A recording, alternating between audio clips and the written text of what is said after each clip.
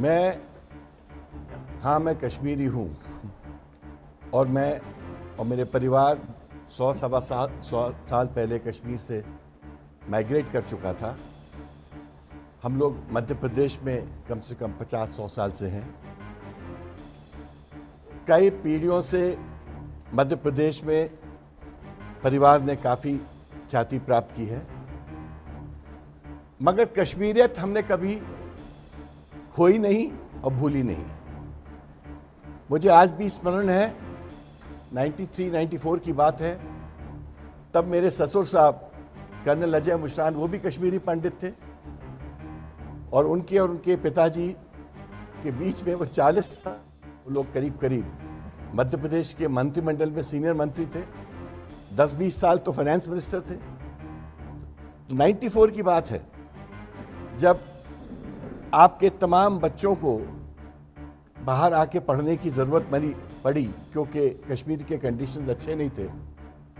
तो महाराष्ट्र के बाद अगर दूसरा स्टेट था जिसने कश्मीर के स्टूडेंट्स को अकोमोडेट किया था, रिजर्वेशन सीट्स के किए थे, वो मध्य प्रदेश था। उस वक्त भी मैं एक बड़ा वकील था, बाद में महाधिवक्ता था, और इन बच्चों का जब भी कोई प्रॉब्लम आती थी, बहुत सारे बच्चे हैं, बड़े बड़े डॉक्टर्स हैं, बड़े बड़े इंजीनियर्स हैं, कश्मीर में हैं, कश्मीर के बाहर हैं, विदेश में हैं, हम इनकी मदद भी किया करते थे। अक्सर हमारे पास आते थे। हाई कोर्ट से मैंने कई दफ़े इन लोगों को डायरेक्शंस दिलवाए।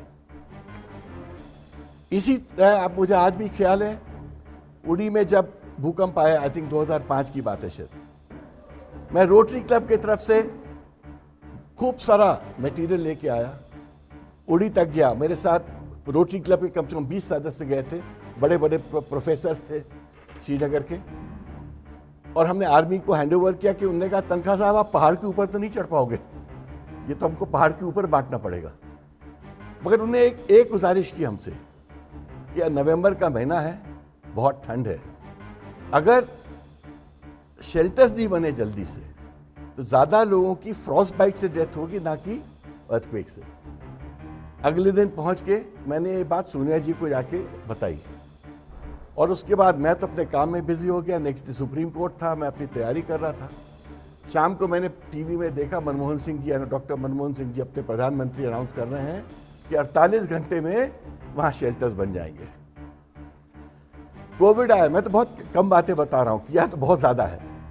कोविड आया, मैं कोविड में पूरे देश के माइग्रेंट्स की मदद कर रहा था, बट स्पेशली कश्मीर के और मध्य प्रदेश और छत्तीसगढ़ के 600 आपके बच्चे भोपाल, इंदौर, उज्जैन, जबलपुर और ग्वालियर में बच्चे फंसे थे। लड़कियां मुझे फ़ोन करती थी, मेल भेजती थी, रोती थी, क्योंकि घबरा गए थे।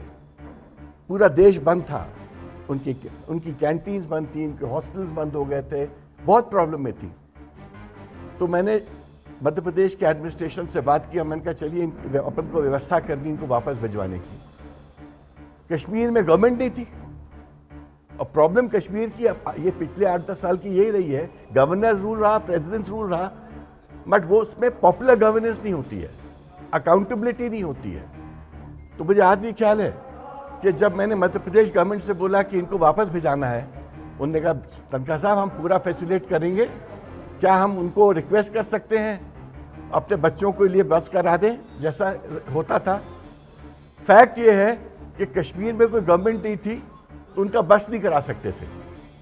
तो मैंने शिवराज जी से बात करके उन 600 बच्चों के लिए बसेस कराई। उसके बाद मैंने उनको एनओसी चाहिए था, तो आपके यहाँ उस वक्त चीफ सेक्रेटरी थे सुब्रमण्यम साहब, फॉर्चुनेटली वो मध्य प्रदेश के थे और मेरे को जानते थे। मैंने सुब्रमण्यम साहब को फ़ोन करके बोला, इन बच्चों के लिए एनओसी तो दे दो भाई। तब वो एनओसी मिला, उन 600 बच्चों को मैंने वापस भिजवाया। इसी तरह उस वक्त पासेस की ज़रूरत पड़ती थी। संजय सिंह के साथ में दिल्ली में मैंने हज़ारों पासेस कश्मीरियों के लिए उपलब्ध कराए। संजय सिंह जी पॉइंट्समैन थे उसमें। गहलोत साहब से मैंने बात की, 3,500 कश्मीरी फंसे हुए थे राजस्थान में। गहलोत साहब ने मेरे कहने से 48 घंटे में व्यवस्थाएं बना के सबको वापस भिजवाया। महाराष्ट्र में फंसे हुए थे, मैंने नाना पटोले जी से बात की उस वक्त, और ठाकरे जी के ऑफिस में बात की। वहाँ से भी मैंने भिजवाया। बताने को मैं ये कहना चाहता हूँ कि कश्मीर का दर्द मेरा प्राथमिकता होती थी, इसलिए क्योंकि मैं 100 साल पहले, चाहे हम यहाँ से चले गए होंगे, बट कश्मीरियत हमें कभी नहीं गई। और इसीलिए मेरे को आज भी ख्याल है, मैं पहले दिन जब मैं खड़ा हुआ पार्लियामेंट में, तो मैंने सोनिया जी को थैंक किया। मैंने कहा सोनिया जी, बीजेपी कश्मीरी पंडितों की बात करती है, एमपी तो आपने बनाया है कश्मीरी पंडित को पार्लियामेंट में। तो कहते हैं ऑपोजिशन के लोग हंसते हुए बोलने लगे, तनखा साहब आप इसलिए नहीं बने हो, आप कश्मीरी पंडित हो, आप बड़े वकील हो इसलिए बने हो। तो हमने कहा चलो ये भी हमने मान लिया, मगर हम तो कश्मीरी पंडित। तो मेरा ये कहना है कि कश्मीर, कश्मीरियत और कश्मीर को अगर किसी ने सम्मान दिया है वो है कांग्रेस पार्टी, और ये सम्मान को बरकरार रखना है तो हमको कांग्रेस पार्टी जैसी पार्टी को ही सपोर्ट करना पड़ेगा, क्योंकि वो एक पैन इंडिया पार्टी है और यहाँ नेशनल कॉन्फ्रेंस के साथ उनका एक अच्छा मधुर अलायंस है। कल मैं फारूक जी और उमर जी से भी मिला था, काफ़ी देर उनके घर में मैंने चर्चा की, और मुझे लगता है एक बहुत अच्छी प्रजातांत्रिक सरकार आएगी। आज यहाँ आने के पहले जो कॉन्ट्रैक्ट के टीचर्स हैं बेचारे, वो मुझसे मिलने आए, उनका एक डेलीगेशन आया, कई दिनों से मेरे से बात कर रहे थे। आपके पास 2-2.5 हज़ार कॉन्ट्रैक्ट प्रोफेसर्स हैं जो कॉलेज में 15-20 साल से पढ़ाते हैं, उनको मात्र फिक्स सैलरी मिलती है 28,000, जबकि वो एमफिल, पीएचडी और क्या जेडीआर क्या है, जेआरएफ है।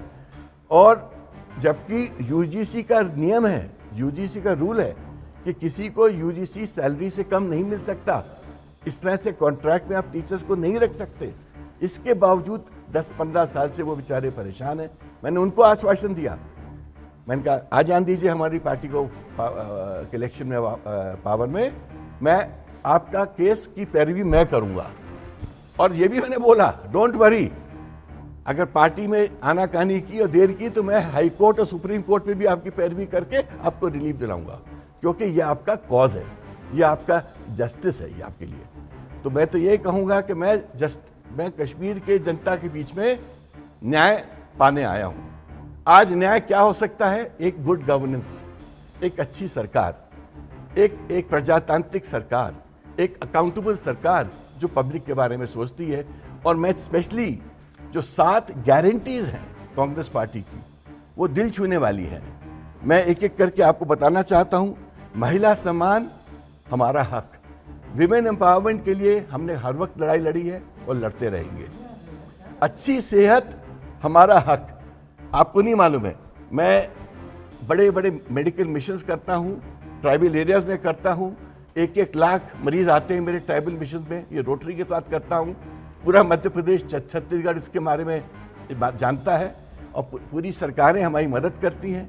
तो मैं चाहता हूँ कि उसी तरह कश्मीर में भी एक माहौल बने जिससे कोई मरीज अनअटेंडेड ना जाए, गरीब से गरीब मरीज अनअटेंडेड ना जाए, और यही कांग्रेस का ऑब्जेक्टिव है।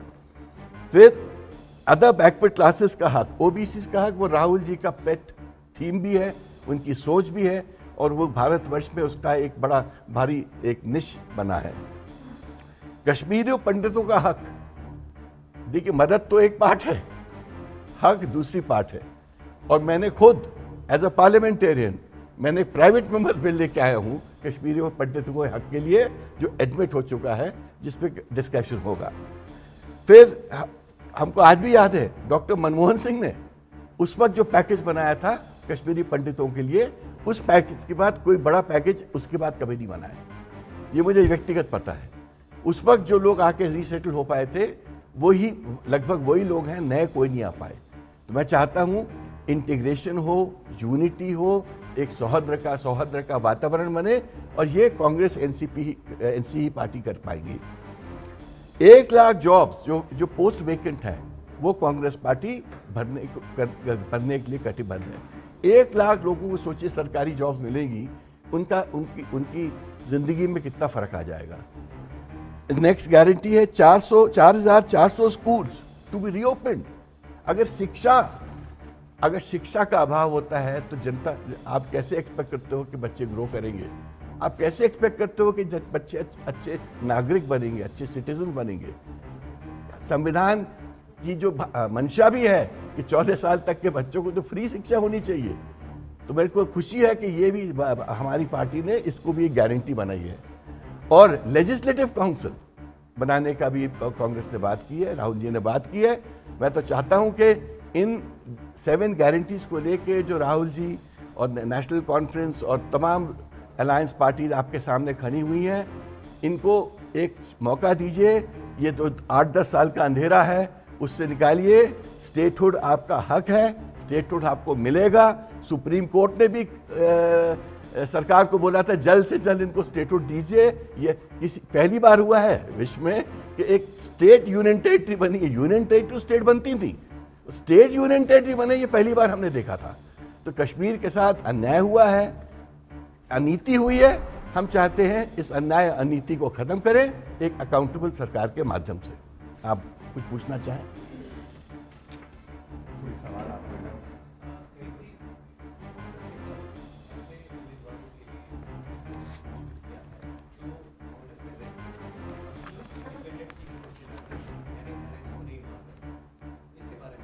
देखिए, ये तो एक पार्टी का विषय है जिसके डिटेल मुझे नहीं मालूम, but as a loyal party man मैं उनको अपील करूंगा कि कांग्रेस के कैंडिडेट के अगेंस्ट नहीं लड़ना चाहिए, उनको खुद ही विड्रॉ कर लेना चाहिए और कांग्रेस को सपोर्ट करना चाहिए, चाहे हम में या हमारे अलायंस पार्टनर्स हो, क्योंकि ये वक्त डेमोक्रेसी को वापस लाने का है। ये बड़ी लड़ाई है प्रजातंत्र की, बड़ी लड़ाई व्यक्तिगत नहीं हो सकती। और हम लोगों को व्यक्तिगत बातों को खत्म करके एक कॉन्स्टिट्यूशनल गवर्नेंस की तरफ देखना चाहिए।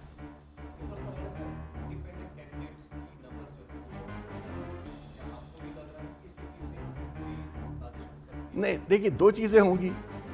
एक तो सबसे बड़ी चीज है कि ये चुनाव से प्रजातंत्र की एक हवा वापस आई है। पहली बार लोगों में एक डर खत्म हुआ है और सब बाहर निकले हैं। तो होता नहीं है, जब डर खत्म होता है तो सब शहर के बाहर निकल आते हैं, सड़कों पे आ जाते हैं। तो वही माहौल मेरे को कश्मीर में दिख रहा है। इस वक्त एक डर का वातावरण खत्म हुआ है, प्रजातंत्र का वातावरण आने वाला है। तो सब बाहर निकल आए हैं, सबको बहुत ख्वाहिशें हैं, अभिलाषा है, आशा है। मगर देखिए, हमको प्रजातंत्र को वापस लाना सबसे मुख्य बात है। अपनी आशाओं अभिलाषाओं को हम कल परसों तक पोस्टपोन कर सकते हैं। Thank you, thank you.